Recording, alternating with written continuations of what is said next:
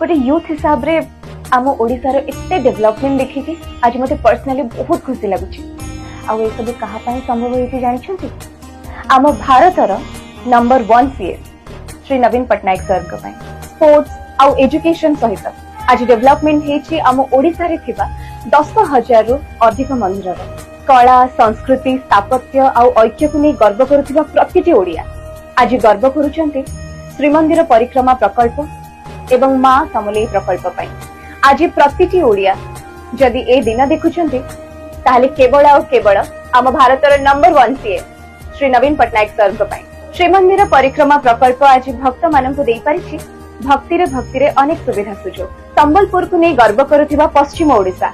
आज गर्व करुछि मां समलेई प्रकल्प को नहीं प्रभु श्री जगन्नाथ को एवं मां समलेई को भक्ति आमे भी करू भक्ति सी भी करंती हेले आज तांको भक्ति आ भावना पाई